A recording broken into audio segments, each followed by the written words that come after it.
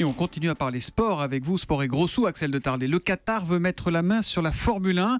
La Formule 1 qui est en crise avec de moins en moins de monde dans les tribunes et surtout une audience télé qui ne cesse de baisser et ce depuis des années maintenant. Exactement. Alors le Qatar qui possède déjà, comme on le sait, le PSG a été un peu refroidi, vous savez, par le scandale qui a éclaboussé le monde du football. D'où l'idée de rebondir avec la Formule 1. Alors le Qatar propose donc de racheter dans un premier temps 35% de la société qui gère les droits commerciaux de la Formule 1. C'est un investissement de 7 milliards de dollars.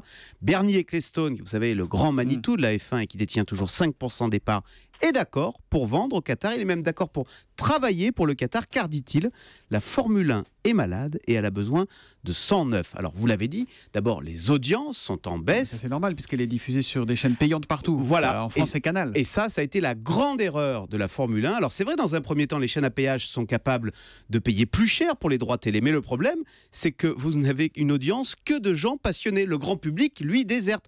Et c'est très net dans les chiffres. En 2011, la F1, c'était 515 millions de téléspectateurs dans le monde. 2012, 500 millions. 2013, 450 millions. 2014, donc l'an dernier, 425 millions. Vous voyez, la F1 perd chaque année en visibilité et du coup, les sponsors s'en vont. Ajoutez à cela en plus le fait que les courses sont devenues un peu plus ennuyeuses avec des nouvelles règles, il faut économiser les pneus, le moteur, etc. Mais voilà. alors, que peut faire le Qatar pour redresser cette F1 ? Alors, avec de l'argent, on peut beaucoup de choses. Déjà, on peut favoriser les chaînes gratuites. Plus égoïstement, le Qatar, dans un premier temps, aimerait bien organiser chez lui, au Qatar, un Grand Prix. Parce qu'aujourd'hui, il y a un contrat d'exclusivité avec l'État du Bahreïn.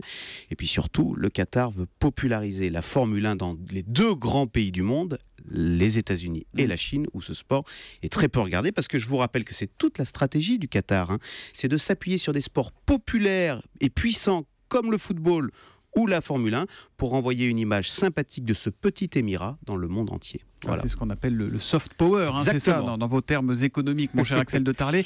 Axel qu'on retrouve demain à 7h10 pour le Zoom Echo.